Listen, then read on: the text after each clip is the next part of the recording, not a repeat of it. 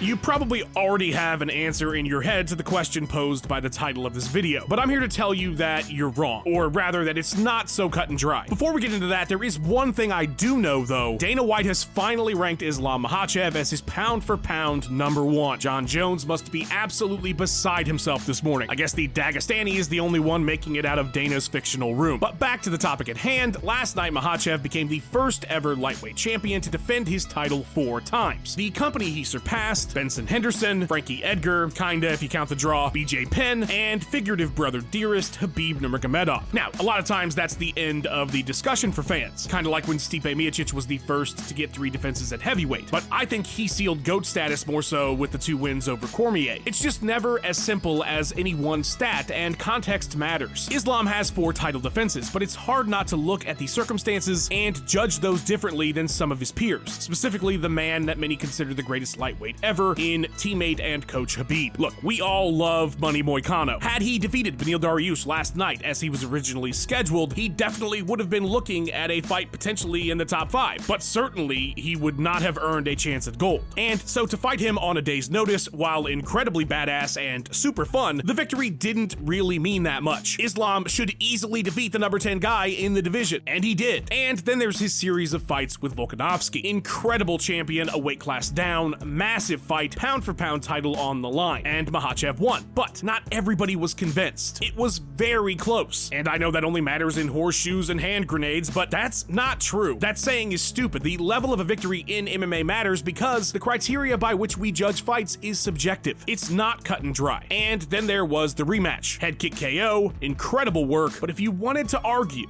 it was off the couch Volk, and he talked about the negative headspace he was in when he took that fight. Again, context matters. As for Dustin, I think it's unfair to call him anything but elite. And so while some would argue that he's past his prime, personally, I'm not counting that against Islam because I just don't think it's true. In comparison, Khabib defeated possibly the best version of McGregor, minus the balloon foot, I know, and 2 very game opponents in Dustin Poirier and Justin Gaethje. Not getting to fight Tony does hurt his legacy, but not terribly. It's just unfortunate that we never got to see it. There's also the Barry Sanders effect with Khabib. Barry was a running back in the NFL for the Detroit Lions who retired at the top of his game with just about every record conceivable right there in his grasp. And because he left in his prime, you'll still find fans who think he's the GOAT, even though plenty of running backs have surpassed him since. When you retire in your prime at the very top, the discussion always goes to, but how much more would they have done? How many of you would pick Khabib at retirement to beat Islam right now? In my opinion, despite having the record at lightweight, you can't call Islam the greatest ever yet. But that's the complicated part because I do think he's probably the greatest, just not yet in achievement. If Islam fights Arman next as was intended and he steamrolls him, this entire discussion is over. 5 defenses, a top contender smashed, that's it. But for now, I still think you have to give it to Khabib. So what's next for Schrodinger's GOAT? It should be Arman. We need that fight. And if it still makes sense after that, let's get Chucky Olives in there. That is a well-rounded championship legacy. And I know that Ilia Topuria is game for a super fight, and that's awesome, but damn it, can we let these guys breathe in their own divisions for just a bit? Imagine the scope of Topuria versus Makhachev if they both secure a couple more defenses. Would be astronomical. One of the biggest fights ever. Don't rush it, and if one of them falters before then, all the more reason it shouldn't have happened anyway. The co-main event was fucking awesome. Maybe I was just in a certain mood last night, but that was one of my favorite title fights I can remember, and I bet nobody was expecting that. They expected to see either a fight that wasn't that interesting, or Khabib's cousin Umar putting Merab's lights out. The fact that Nurmagomedov was a near 3-1 favorite over a reigning champion on an 11-fight win streak is absolutely insane. Now, that said, he very much proved that he's top of the top. I don't know how many other guys at 135 are beating Umar Nurmagomedov, but holy shit, was that a legacy-defining victory for Merab. I genuinely don't know how he ever loses another fight. Everybody, I think, assumed, oh, well, Umar will get him and it's over. Guys, it's not over. The machine is absolutely unstoppable. What a massive victory, and when compared to superstar Sean's reign, it's already completely surpassed it. This might be the guy that overtakes Dom Cruz. I know I'm getting way ahead of myself on that one, but that was a hell of a feather in Merab's cap. I have no idea who he should fight next. It feels too early for a rematch with Jan, and Sean needs another win, but that's Dana White's problem, not mine. The feature bout, though, man, what a battle. Yuri and Jamal beat the absolute shit out of each other. Such a great fight, and I know Hill is a villain a lot of times with fans, and he can definitely definitely be corny, but the dude puts on great fights. You really gotta hand it to him. And I just don't know how Prochazka could ever not be in someone's top 5 favorite fighters. Dude is pure entertainment. If Poatan gets through Ankh and he's not moving up for a heavyweight super fight, I am so down for Yuri 3. I don't care if he's lost twice already. That's just good, clean fun right there. So those were the major narratives coming out of 311, but there's still so much more to discuss. Let's break down some numbers on this sucker and pass out some best of awards. The UFC's 34th show in California saw 13 fights with 3 KO, TKOs, 3 subs, 7 decisions, for a total cage time of 2 hours, 32 minutes, 7 seconds. 8 favorites prevailed as expected, with 5 dogs finding a way, a few of them huge underdogs, like Raoni Barcelos, whose UD over Peyton Talbot on the prelims was a plus 1,800 outcome. Holy smoke. As for Reinier de Ridder, that marks his 13th career sub, now 2 straight since he's joined the UFC last year, earning him our Hickson by Armbar award. Speaking of finishers, that was the 6th first-round stop for Jailton Almeida in the UFC. He's had 15 in total since he started fighting, and he's in pretty good company TKOing Sergey Spivak, namely Tom Aspinall and Cyril Gane. Maybe one day Almeida will fight John Jones. Much was made of Yuri Prochazka's head movement in his awesome victory over Jamal Hill, and Yuri claims he tried to get his hands up more. So how did that translate statistically? It's the lowest percentage any fighter has landed on him since his debut bout against Volkan Oezdemir at just 44%. So yeah, the stats line up, and Yuri's gonna get our new tricks award. The broadcast pointed out that Merab broke GSP's all-time takedown record during the fight, clearing it by 2, with 7 officially last night. Some other notable stats though: worst takedown percentage in any UFC bout by Umar on his most ever attempts. And look at the output by Merab in the championship rounds versus the first 3. Dude is truly a machine. And what can be said about the champ Islam? One more win and he ties Anderson Silva for the all-time longest win streak, which is 16. He's now got the most lightweight title victories and defenses. His finish is the 11th of his career. That puts him 4th all-time at lightweight, 3rd in submission wins. He has the highest all-time lightweight significant strike accuracy percentage. Any way you cut it, the dude is at or near the top, and very soon he might be the greatest lightweight ever, but not yet, at least in my humble opinion. All right, that's a wrap on the first autopsy of 2025. As always, the legendary Max Randall put this together with such speed it was uploaded before I even wrote it. Please show him love online and check out his awesome YouTube channel. A big fat 2025 sized thank you to our channel Hall of Famers. Your support is